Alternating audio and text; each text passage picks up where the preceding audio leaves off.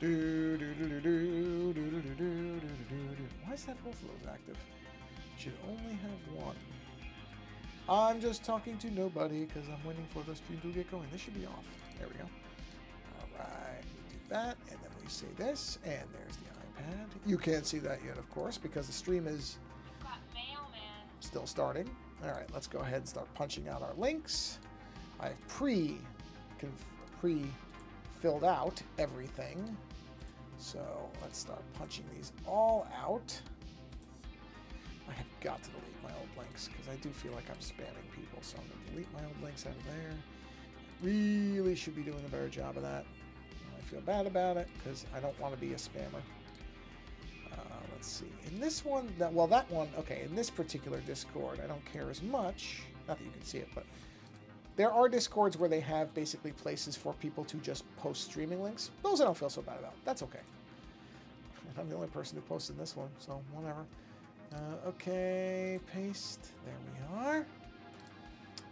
I will delete my old link. Bang, bang. And then we will paste. Oh, enter. There we are. And I'm almost done now. One more. Whoa, whoa. I hit the space bar a lot on that. I did not realize I saw the cursor moving. There we go. All right. I have posted all of my Discord links. They are done. Now we will go into... Oh, now live. Thank you. See that too. I don't think that happened last time. Post. Post was sent. Very nice. And let's jump over to here and do a quick repost of this. Come on. Repost. Repost. All right. That's that. Gone. And now we will post that. And we are... Hey, Faint Waves. How are you? I am doing... very well. I appreciate that. I hope you're good as well. I hope you're well as well. I hope you're doing well yourself as well. I don't know, that's bad English. This mic is not centered. Hold on. This is gonna bug me. It's not that you can see it, not that you can tell, but the mic isn't centered. Well, it's centered in my shirt. There we go. I should use a little lav mic, but it doesn't matter. I don't know if the lav mic is gonna do any better. Good, good. Well, I'm glad to hear that. All right, let's see. I don't know. Matters. Man.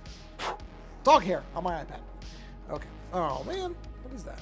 Oh, yeah, it's just a little, that's a little piece of lint. Okay. Oh, I'm going to sneeze. I got to do this quick. Ah!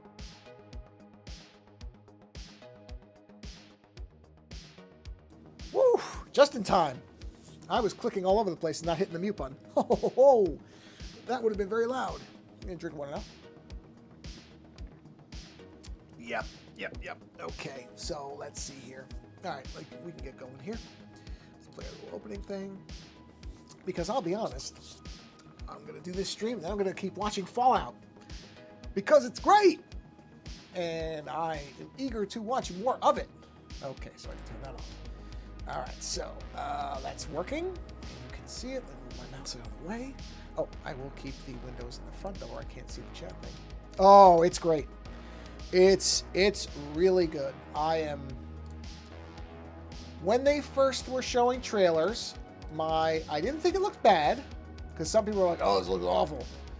I didn't, well, I'll tell you what I did. So I still have Prime. I did not pay for the commercial-free version until now, and I said, okay, I'm going to go ad-free because I'm going to watch Fallout, and what I want is... specifically, because this is something I think people should consider when they, because I know a lot of people are like, I'm not paying for that, and I don't disagree. I didn't either. But what I'm doing, because the reality is, I'm sorry, I'm just pulling up a picture of a mini disc in the background for a reference image. You can't see it, but I'm just pulling it. There it is. Got it. So what I specifically did was, because I could have watched it with ads, and obviously it wouldn't bother me that much. I watched Tubi with ads. I watched Plex.tv with ads. The ads don't bother me, but what I thought was, okay, because I watched the first episode, and I watched the first episode on Twitch. Someplace they posted the first episode. I don't remember where I watched it. And I went, wow, this is really good. So I thought the Amazon, like every place else, they're going to track how this show performs, including, I'm sure, looking to see if people paid for, would turn the ads off and then immediately watch it. So I thought, okay, they're going to have those metrics. So the best way I can support this show is to do the ad-free thing, which I have not done up until now, so they'll notice that, and then watch the show. And then I'll just cancel it. I set a little reminder on my phone, so the day before it's set to renew, I'll turn it back off. So they'll see, okay, this person was willing to fork over $3, even though you might say, well, but then you're going to cancel it. So they'll say, well, you didn't sustain it. Well, I wasn't doing it at all before. This show got me to give them the $3 and watch it. So hopefully because some people are like, I'm not going to do ads. I'm not paying for Prime. I'll pirate it. And look, that's fine. Not everybody can afford to do it. But this is the way that they will see the most support for it. So I decided to do that for this particular series, and hopefully, I think it's already been greenlit. Somebody said that's already been greenlit for season 2. I hope that's true. We'll see. But in any event, I thought, yep, I'm going to go ahead and pay for this because I like Fallout a lot. So I was willing to pay that price. I'm trying to think of how to do this. You know what I think I'm going to do? I think I'm going to create a secondary layer. In here, this is going to be the actual disc color, which is sort of, compact discs don't really have a color per se, but I'm going to put that in between so that I can basically do I have to do a transparency on this. So you have to drop this down so you can actually see that layer, like that. Interesting. Yeah, it's going to be real subtle. Just so it looks like there's a little bit of that coating on top. Okay, there we go. So yes, and then I watched the first 3 episodes, and I will be continuing on it after this stream, and I am really impressed with it. I know one of the Nolans, or maybe I think it was the creators of Westworld. I think it's the husband and wife team are involved in this, if I remember correctly. And I like Westworld a lot. The only thing I didn't like about Westworld is that it didn't get a good final season. I felt like that show was canceled before it really had ended. But I loved that show. And so when they said that these were the people doing it, I was like, okay. But I still wasn't entirely convinced because every single time they do any of these series or any of these movies about a video game, you're going to hear the same soundbite every time. Oh yeah, I'm I've played these games and I think I've got the approach to show people that I'm passionate about it and I get it. I get these games. And I never believe that because almost every single time we've been let down by that, and I highly doubt that some of these people have ever played these games. They may have heard of them, or maybe the company that made them sent them a copy and they sat there for an hour or two and they played them.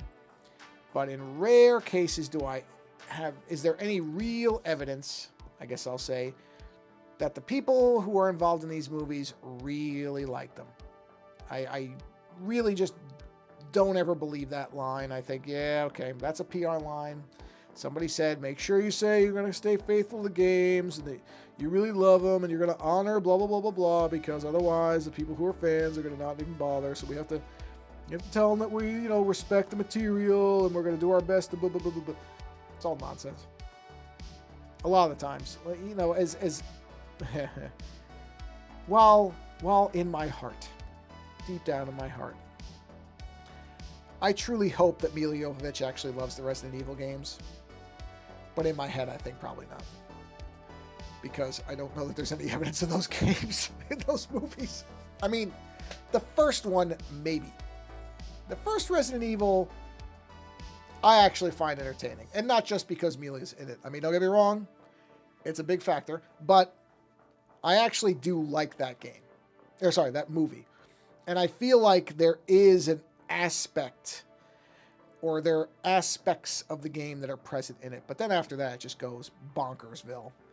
I mean, the second one does have Nemesis, but it's not a good Nemesis. That's the thing, is you can, much like with Pyramid Head, if I can speak English tonight, much like Pyramid Head in the Silent Hill films, that didn't feel like they were using the character because they understood it and really appreciated it. It felt like, oh, everybody knows it's Pyramid Head. Anybody who knows these games probably knows what this... And plus, to be fair about it, the character design is outstanding.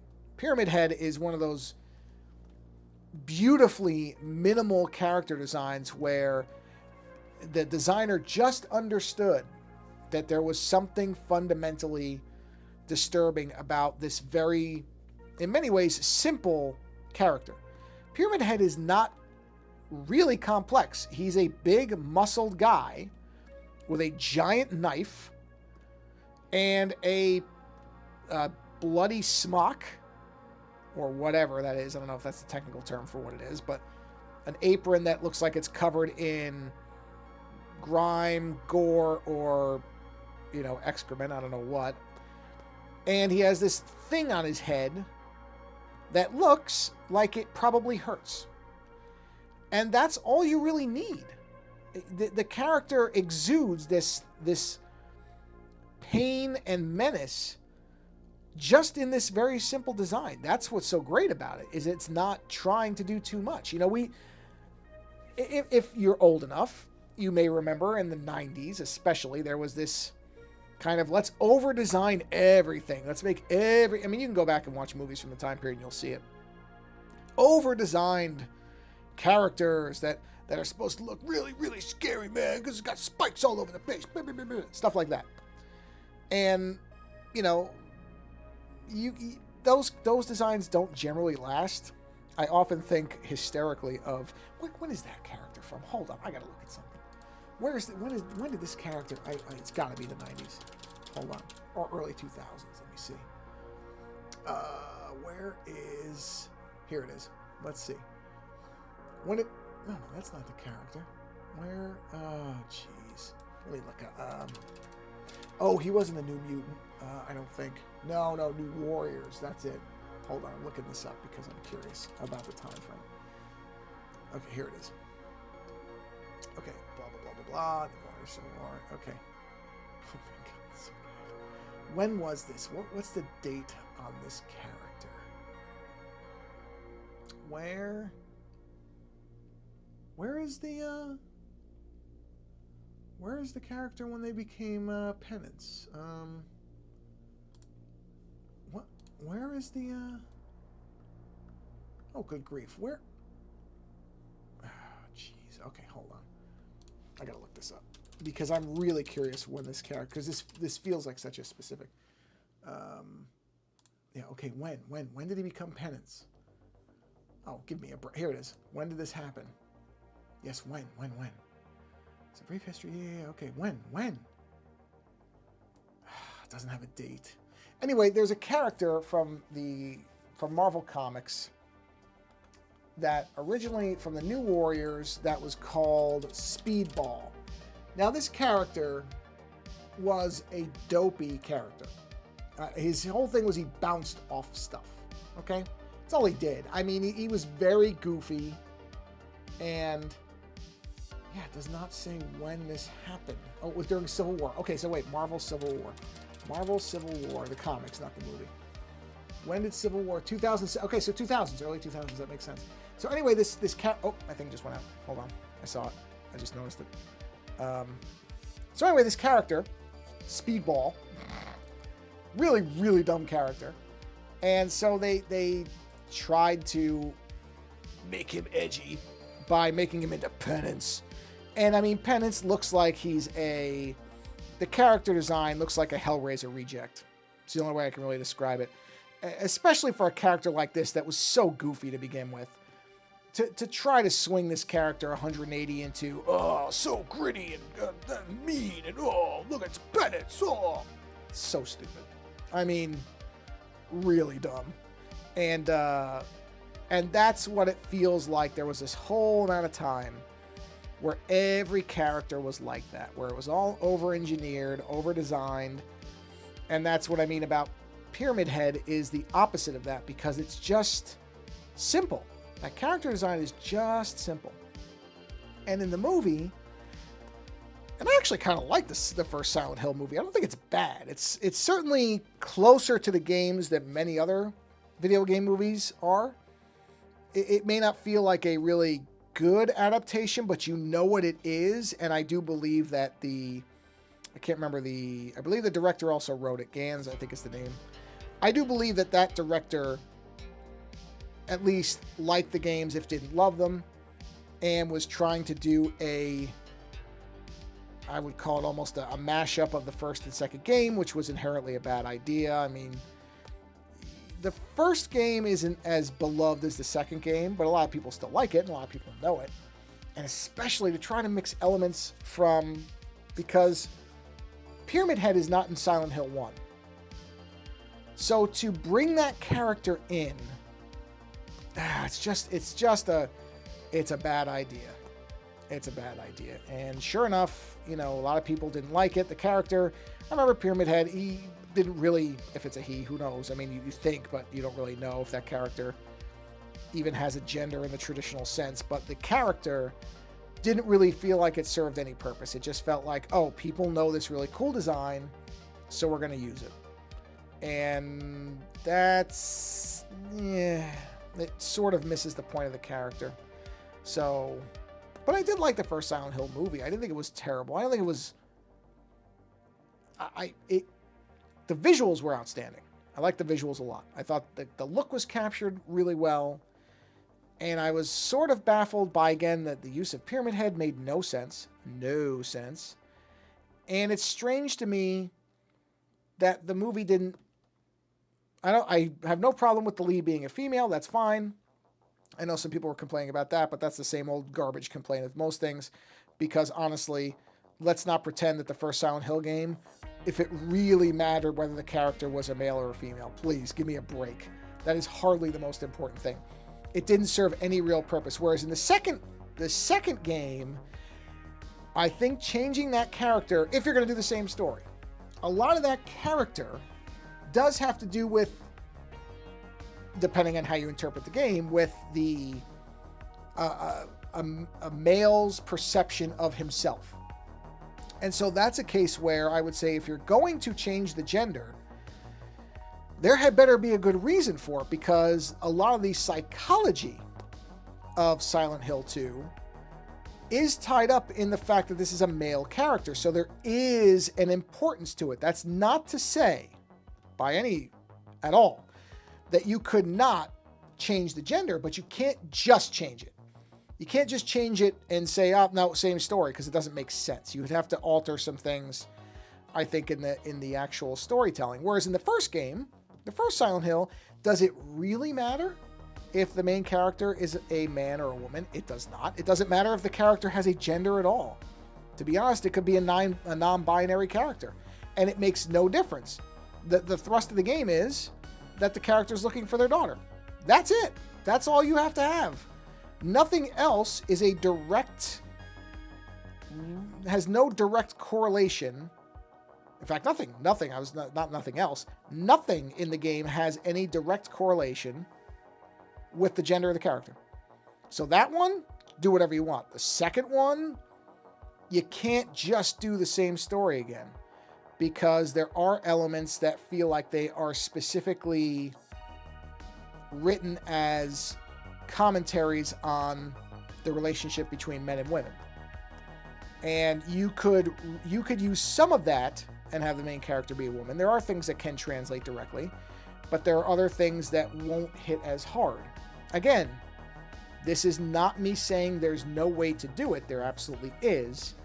But it's difficult enough with these films to get somebody who... Oh, I just realized what I did. I gotta fix that. It's difficult enough to get a screenwriter or a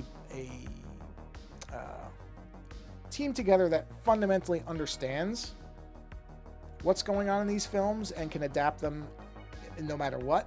But to start changing story elements, yeah, that's going to be tricky. Again, a great challenge. I'd be very curious if somebody could do it. I'm not saying it can't be done. I'm saying it's a harder thing to do than the first game, or adapting the first game, where, yeah, come on. it does not really matter. That gender is not a factor in that first game that I remember in any significant way, whereas in the second one, it is. It is, depending on your interpretation. That's another thing I like about the second game. Second game leaves a lot open for you to kind of interpret and figure out and possibly reject. I've seen a lot of people who say that the overanalyzation of Silent Hill 2 is ridiculous. That's actually much simpler than people like to think it is. Myself, I have not played it in a long time. I mean, at least 15 years. But I remember watching it, getting the sense that, oh yeah, there's something going on here. That there was a specific kind of, that there was some type of messaging in that film, which I think is good. I have no issue with that. I think it's great. But I know some people think it's been overanalyzed. That people just want to find meaning in it, and it's not as much meaning as people think. And I'm like, I don't know. I think it's got some meaning there, boo boo. But what do I know? What do I know? Nothing. So maybe they're all right, and maybe I'm wrong. As I often like to say, that's the beautiful part about art. People are free to interpret it. I said that really funnily. To interpret it however they want. So whatever you think is going on is what's going on. That's what's great about art, is it's subjective and not objective in most cases. Like there's a name for the observation phenomenon where the act of observing a thing inherently changes it. Whatever that is, that's art.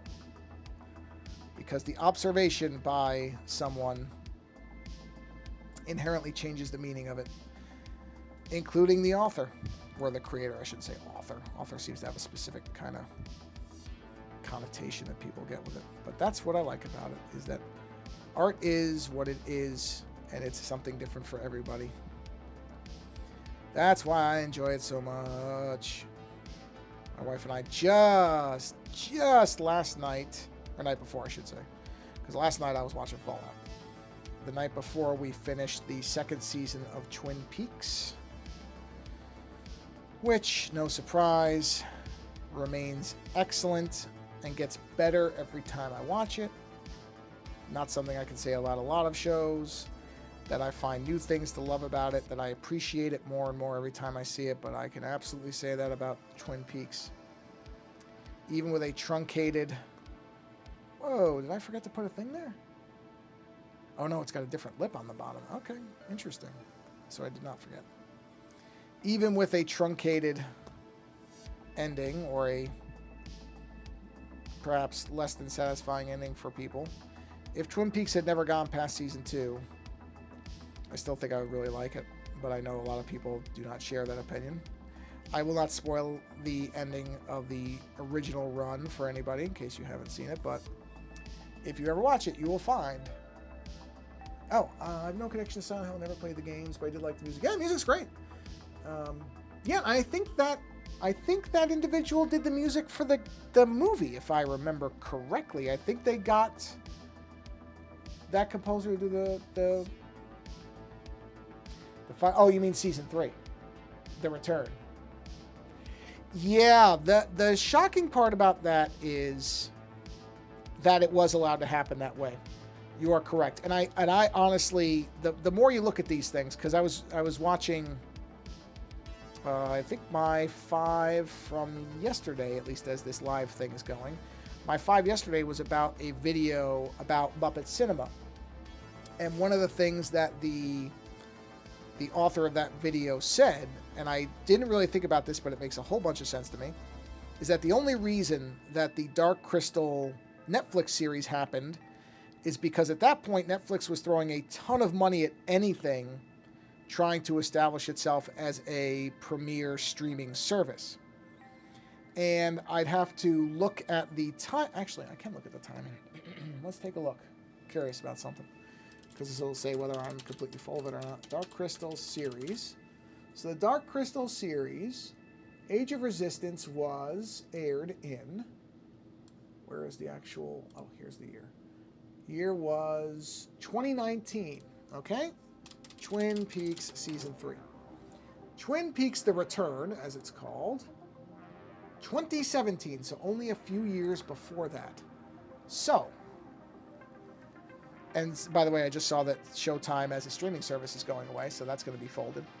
So I wonder if it wasn't a similar thing where essentially, what do you call it, Showtime was saying to themselves, okay, we have to have something to compete with, you know, the big guns of Netflix. We have to do something, you know, because Netflix was, of course, on the ascendancy at that point, and, you know, they were sitting there going, what are we going to do? What are we going to do? How can we compete with this? And they just basically said to Lynch, hey, you can do whatever you want. That, I think if it had been, I don't know, last year, no way. If it had been a few years before, no way. But the fact that they were able to capitalize on the fact that it was 25 years after the original, and that I think they were trying to establish themselves as a streaming presence, that's how it happened. Because you cannot imagine, right? Or somebody with a screw loose was in charge at Showtime at that point. That's possible.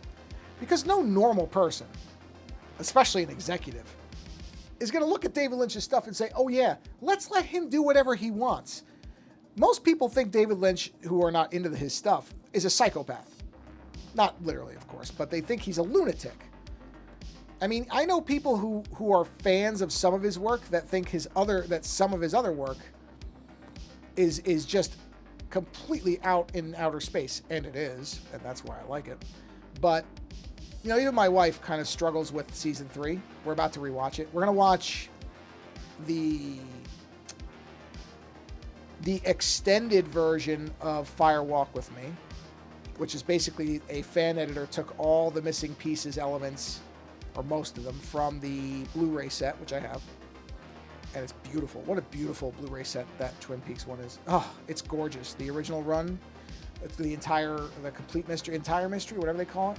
I can't see it from where I am, but I've got it. That is a beautiful box set. Oh, I cannot recommend that box set highly enough. I think it's called The Entire Mystery, which, you know, isn't really accurate because season 3 is missing, but that's okay. Whether season 3 is actually a mystery or not, too, I guess can be debated.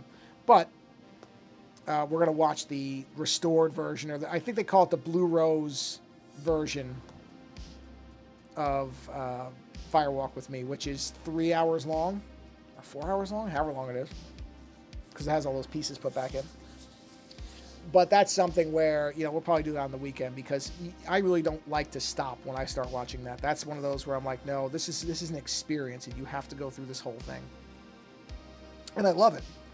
I absolutely love it. I think Fire Walk with Me, because when it came out, of course, you know, and most people who are Twin Peaks fans already know this, at the time, people were not happy with it because they thought it was going to be more of the original show. And that was never...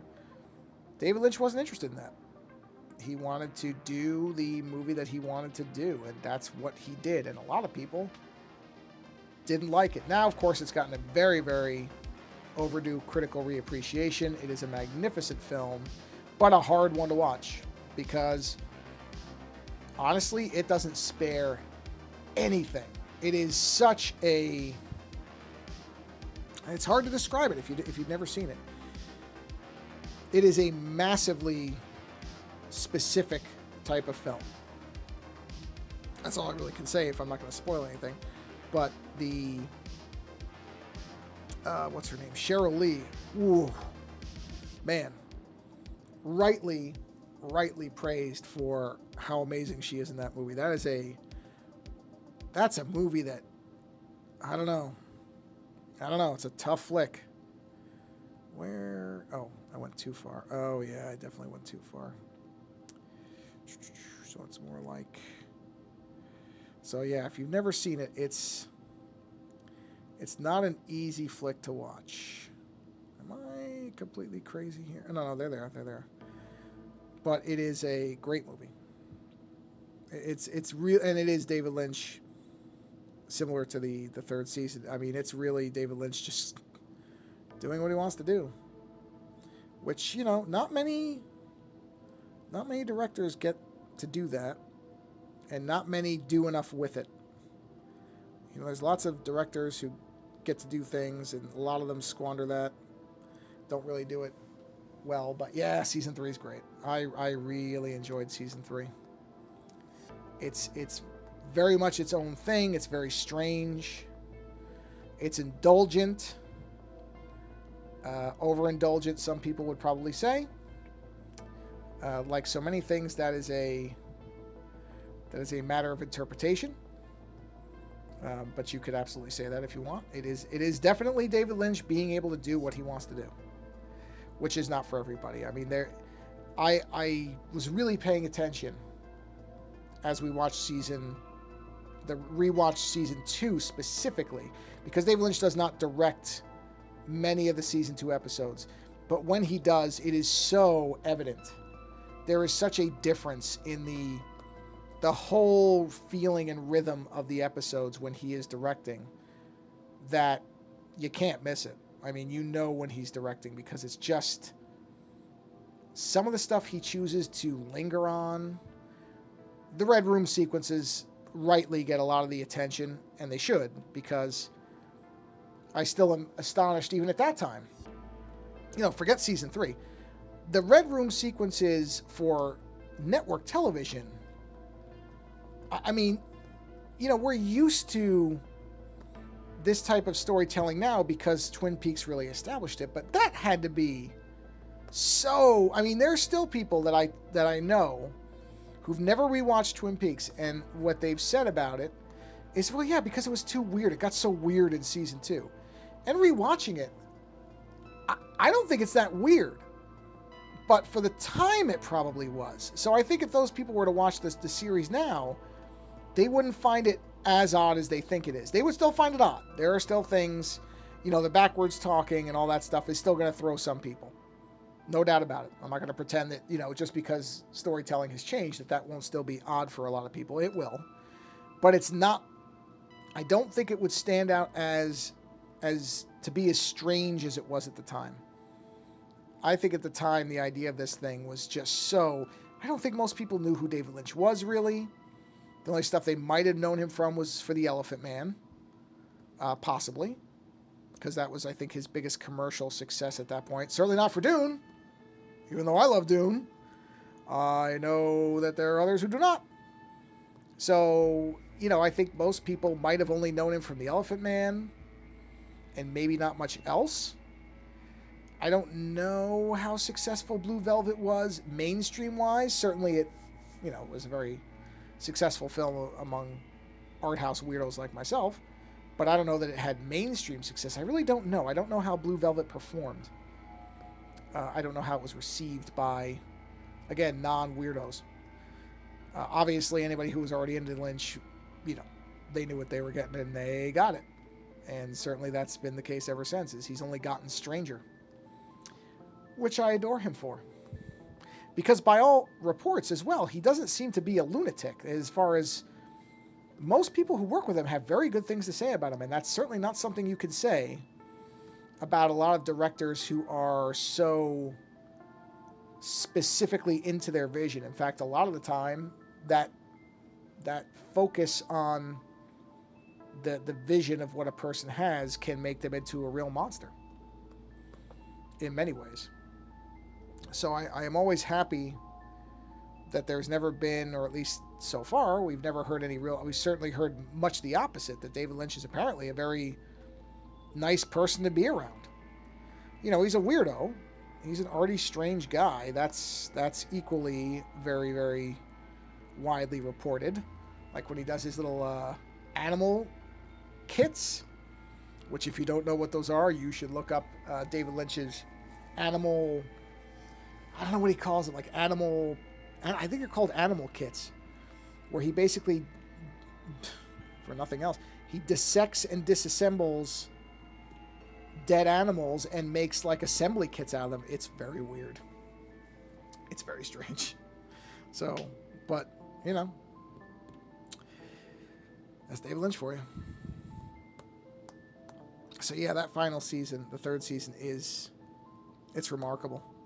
And the fact that, you know, again, he resisted the urge, not to really spoil this, I won't be too specific, but he resisted the urge to give everybody the ending that probably they wanted. That, again, that's not David Lynch's thing. He could have done an easy, crowd-pleasing ending, and I doubt anybody would have complained. Even hardcore Lynch fans would probably not have had a complaint. They probably would have been fine with it.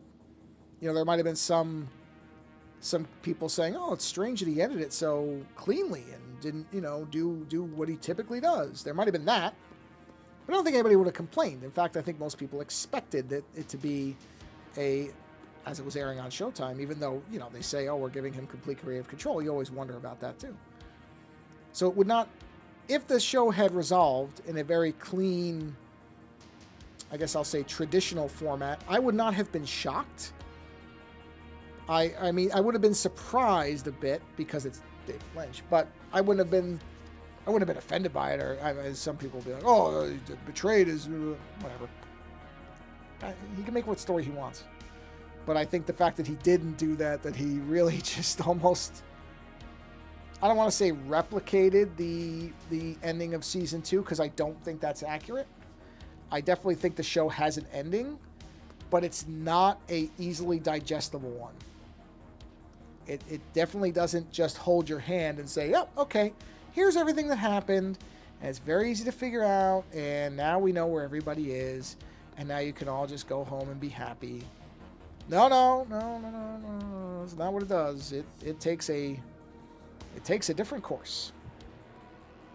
Like I said, that's what I like about him, is he's got this philosophy about storytelling, and he sticks to it. Let's see, is Diane? Diane, yes. Diane is the old co-worker who, in the first 2 seasons, is the one he's talking to on the tape recorder. And yes, having it be Laura Dern makes complete sense. That's brilliant, because, of course, David Lynch likes Laura Dern quite a bit. Inland Empire is one of my favorite movies. It's so weird.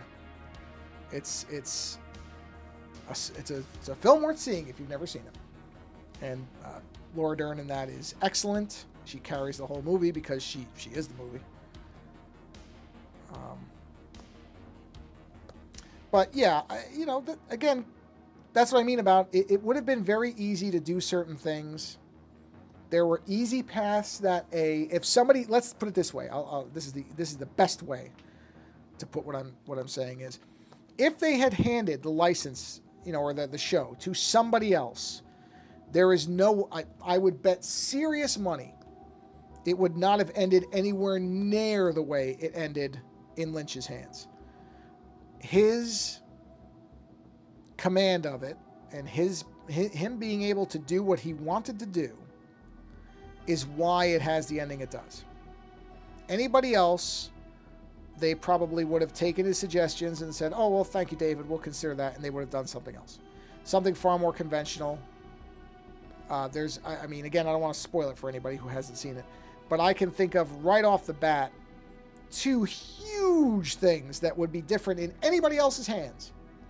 And for anybody who's seen it that is trying to figure out what I'm talking about, one is the ending. The ending from anybody but David Lynch would not have been that ending. It would have been something much easier to digest and less challenging. I'll say it like that. No doubt about it. No one else would do that ending. Or very few others. I shouldn't say no one. Very few others would do that ending. That's number one. The other is, there is a main character who early on in the show, within the first episode, is sidelined, and another character is put in that character's place, quite literally. And you don't see that main character again until the last 2 episodes of the show. And again, anybody who's seen it will know who I'm talking about. Faint Waves, you know what I'm talking about. You know who I'm talking about. I don't know that many other people would have had what word shall we use? The tenacity, the gall, the stones, whatever, to say, "Yep, this is what it's going to be." This character that you want to see come back, you're not going to see that character come back for a long time. And you're going to have to just trust that I know what I'm doing. I don't know too many filmmakers who would do that. Not too many. Again, not saying none, but that's a The handling of that character, along with the ending, is such a David Lynch thing. And I know it, for a lot of people, it put them off of the show, especially the ending. But the character not showing up as well. But honestly, that's the thing that makes it memorable. That's what distinguishes his work from a lot of other people, is that you don't necessarily know what road it's going to go down. Well, that's it. So what you just said there, what you're talking about, is exactly the thing I was referring to. That everybody wanted more of that character, and the chat is not going to be in the repeat video, so that's why I'm not reading verbatim what you're saying. But the person you're referring to, now don't get me wrong, I would not have minded more of that character either, but I also have a lot of respect for the fact that that was not what, it was not just served up as the thing that everybody expected. So yes, I miss that character too, but that also kind of sets up the ending. Because if we'd had that character more, then would the ending hit as hard? I don't know that it would. I think about the ending of that series a lot, because I think it's so specific. And what it's, depending on how you interpret it, saying about that character is very interesting. Yeah, that's the thing. And I think part of the reason, Faint Waves, that you're saying the ending delivers, I think part of the reason it does is because that character is not present more. You know what? Actually, I'll say this, because I don't mind, I guess, spoiling this one aspect of it, because I don't think this is what maybe many people would think. The character I wanted to see more of was Hawk. I wanted more Hawk. I think Hawk is one of the best things in the original show. I think Hawk is excellent. I think that character, that performance is so good, because there's a lot going on and it's very understated. It's one of those cases where I think a lot of people misinterpreted that performance as, believe it or not, a racist caricature of a Native American being the strong silent type. You know, the native of few words and lots of abilities. And I sort of understand how, if you just surface read it, that looks like it, but I don't agree with that at all. I don't think that's what Hawk is at all. I think Hawk is very much the opposite of that. Hawk just doesn't feel the need to say anything if there's not a reason to speak. Yeah, Michael Horse. Excellent, excellent, excellent. Excellent in that role. That's one of those roles where if he'd never done anything else, that would still be great, because, I mean, he's so good. Really, that's the... Yeah, that's what I mean, is I wish we'd had one episode more with him being the focus. That's the only complaint I really have, because I think he's such a good character and such a great performer that I wish we got a little bit more of him. Don't get me wrong, I'll take anything. I'll take any more with that character, but that was the one thing where I was like, I wish there was a little bit more Hawk. You know? But, like I said, we might have gotten none. So I shouldn't complain, because reality is a lot of the actors, they're not young. A lot of these actors could have died. I mean, Miguel Ferrer died before the show came out. He's great. Albert's fantastic. You know, the reality is these are not young people. So I really shouldn't complain, because we got some of them. And we might have gotten none. They might not have been alive. The Margaret thing was, without Mike Onkey in there, you need a character like her. Yeah. Yeah, I think, I didn't mind Robert Forster stepping into that role. I know some people have a problem with it. I didn't. I thought it was fine. Because Truman, honestly, he's playing the straight man. He's not... I mean, I like the actor. I love the character in the original, because he and Cooper's relationship is fantastic. But it's not like there aren't other people who can do that role. You know what I mean? That's not... I shouldn't say... I'm not an actor, so I should be careful what I say. I was going to say I don't know how challenging that role is. I don't know. Maybe it is exceptionally challenging to be the only person who's not overplaying things, because he and Michael Horse are honestly the two characters of the whole show who really aren't overdoing certain things and aren't playing caricatures almost. Almost everybody else in it is playing I mean, the guy who plays Andy, I like the guy a lot, but he's playing this really strange kind of, what do you call it? Who's the Andy Griffith guy? Oh, what is that guy's name? What is the guy in the Andy Griffith show? I know I'm not old enough to have watched it, but I know the character. The guy who's always got the bullet in his pocket. What is his name? Oh, it's going to bug me. Barney Fife. Got it. Barney Fife. Andy is essentially playing Barney Fife. A version of that. So that's a very caricature type of character. I mean, that character never feels like a real person. Not really. It feels like a Barney Fife riff, which is what I think it is. Because again, Lynch has this fondness for a certain period of time. So you can see it very easily in his music choices and some of the stuff that he does and some of the women that he casts. I mean, there's very specific looks in that show for the different characters. Did I turn that back? I gotta turn it off for a minute to get the silver. There we go. Bang. There we go. Where is that silver located? Let me look at something. Where is that? Is that... It's this? No. This? No. This? No. That. Right there. Layer 45. So yeah, like I said, I can't really complain about much of anything with the return because it's really staggering we ever got it at all. Could easily have never happened. Lynch might have said, nope, I'm not going back to that. They might not have gotten the funding. I mean, he had to fight Showtime for the amount of money he wanted. He might not have gotten that.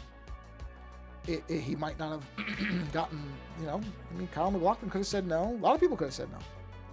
Obviously, there are people that are missing from the show, but I don't think the important people are missing. And even his handling of, he's such a fascinating character to me. I think it's so wonderful to me to see somebody who can maintain an artistic voice when it would be very easy for, it would be easy to give in and just not be the artist that you are. Most people don't get to do it. A lot of artists have to compromise. And that's the world, and I understand that, but it's really beautiful to me to see somebody who can do what they want to do and keep doing it. I just don't think it happens a lot. So even when David Lynch might make decisions that I don't necessarily agree with in certain aspects of storytelling, which there aren't many, but like I said, there are some. Even then, I'm always happy that he's able to do what he's doing. Oh, you know what? I should put this on the top of these layers. It should go there. There we go. And then just fade that out. I can't do it like that. So yes, we just finished season 2. My wife and I are gonna do 3 shows on Twin Peaks. I don't know exactly when they're gonna come out, but we're gonna do. And I mean that sounds logical as you're gonna do one on season 1, season 2, season 3. Yes, but also no. Because season 1, I read this opinion by some people, and I was really paying attention this time, and I think it's absolutely correct, that there are a lot of people who are like, well, season 1 doesn't end in season 1. Season 1 goes into season 2. Meaning that there is, and again, I won't spoil this for anybody who hasn't seen the series, but there is a specific huge event that happens in season 2 about 5 or 6 episodes in. I don't remember specifically which episode number it is. But anybody who's seen the first 2 seasons will, let's just say, well, actually I can say the reveal of Laura Palmer's killer. The true reveal of it and what happens to that character. That to me is the end of season 1. I read that somewhere that somebody said, well, that's really the end of season 1. And as soon as they said it, it made complete sense. And when we rewatched it, I was paying attention specifically to the way everything was going around that, and it makes complete sense. The show really does change after that for a while. And to be honest, and just to be objective about it, it really loses its way for a good chunk of the middle of season 2. And then it kind of then it relocks itself in. And I think that season 2 is remembered as being just all bad after, again, the revelation of Laura Palmer's killer. And I don't think that's fair, and I don't think it's accurate. I actually think the season, it has this middle where you can tell that they just don't know what to do now. Because, for anybody who doesn't know, they were forced to reveal the killer when they didn't want to. So that was the studio saying, you have to say who the killer is. And they were, I mean, Lynch has said many times that they should never have revealed who the killer, oops, I'm on the wrong layer, who the killer was. And it's very clear that they were right about that. They should not have. Because the season immediately just goes into this weird, ironically, wilderness within itself where it really just doesn't know what to do. But it recovers. It recovers very well. It gets past it, which in particular, there are several episodes where there's these really dumb and silly, but not Lynchian silly, just plain silly storylines that are all stacked up on each other. And so you can't escape them. It's so bizarre the way all that stuff proceeds. And it almost does kill the show, just to be honest about it, multiplying 31%. Luckily, it does recover. I think, and it recovers quite well, and it gets back to what made it good. So it's not a permanent problem, but boy, you notice it for a while there. And I would also recommend, for anybody who's a fan already, there's an excellent podcast that was being done at the time that the show was on called Damn Fine Podcast. I would highly recommend it because it's really well done. And they go episode by episode, and they go through each part of it. And I think it is absolutely worth watching. Or sorry, listening to. Not watching. I mean, I guess you could. Well, you really wouldn't be watching anything. But, oh, sorry, I lost the chat window. There we go. It's really good. Very good. Oh, you can't see it because it needs to be like here. Yeah, okay. Because I'm gonna make a little transparency for the finger in the skin, because you would see a little bit of this behind the mini disc shell. So, of course, the fingernail's there, so I have to do the fingernail as well. But that's okay. That's okay. I'm gonna dull it way out though, because you wouldn't see it very very well. So yeah, Damn Fine Podcast with Tom Merritt and Ron Richards, and that they were doing it as the third season was about to come out. So they do the first and second season, and then they go right into season 3 with no, as it's being aired. So it's really fascinating because you hear them in each episode making predictions for what's going to happen. And especially if you've seen season 3, there's parts where you're like, oh guys, you're in for such a disappointment because you're saying that this is going to happen, and they're going to have to revisit this particular. No, they don't. Nope, there are things that are left completely unexplained, and you will never get a firm answer on them. And it's very funny to hear them saying things like, oh, they're going to have to address this. No, they don't. They absolutely do not have to address that. And I think that's hysterical myself. All right, let's drop this way down. So see, it would be like, I think 50's good. Yeah, that looks good. Yep, that looks right to me. And we'll do the same thing here. And we're going to just put this all in the same layer because I don't need to separate this. That's okay. Normally, I'm very, very specific about this stuff, but for something like this that's a background element, I'm okay just putting it all in one layer. This is a bit of an exception because it's all fading into the same thing, so there we go. Yeah. Perfect. Okay, you know what? I got the colors in, which is what I really was... I got the main disc colors. They look good. I didn't miss anything in that one, right? No, looks like I got it all covered. Okay, that's all the light, the dark areas, light dark areas. No, it was just a mark on the screen. Not a mark, a little piece of something. If there was a mark on the screen, I'd cry.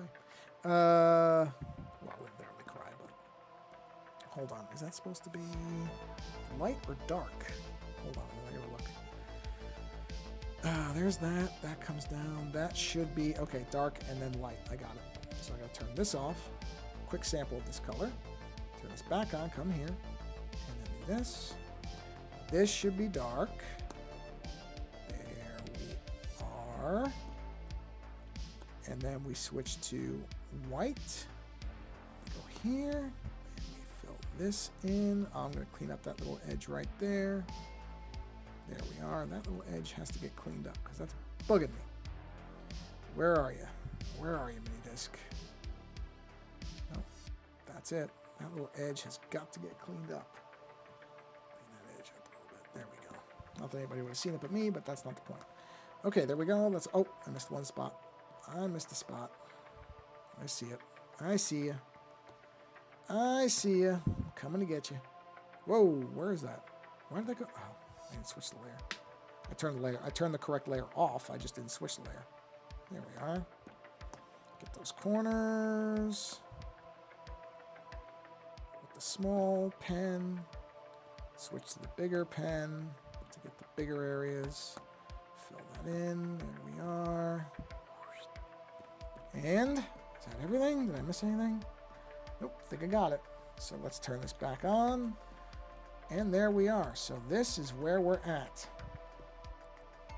The mini disc colors are in. Yeah, that's good. I might do some kind of like rainbow effect in some of that white area. I don't know. I haven't thought of that. I haven't decided for sure, but I probably will. But for now, the only problem is the fingernail colors are really close to that now. So probably have to do something with these. Either, yeah, I gotta break them out more. They gotta be really separated. I don't know. I gotta figure that out. That I gotta work out, but they're way too close to that color. I may have to alter that color, but you know what? That's something for another time. This is probably a good place to go ahead and bring this stream to a close because I'm happy with where it is. iPad's heating up. Yeah, because about an hour. About an hour is... Oh, yeah. Yeah, I can feel it. So this is a good place to wrap up this particular stream. So, yeah. Fallout and Twin Peaks. Recommend them to anybody. Fallout is really good. And the thing that actually I'm happiest about, to be honest, with Fallout, outside of the fact that it's good, is that there's a pretty general consensus that they've made a good show there. That is the best part, because especially with streaming services, if something is a cult hit, it generally won't survive. Even if something is wildly popular, if it's not seen as popular, if it's not performing well and reviewing well, they just tend to kill it off. They do, and it's so disappointing, because like the Dark Crystal series that I mentioned earlier, boy, I wish that series had kept going. It was so good. It was so good. It was so wonderful to see puppets again. But, you know, that's how it goes. So, in any event, if you've never watched Twin Peaks, you should watch it because it's great. It's weird.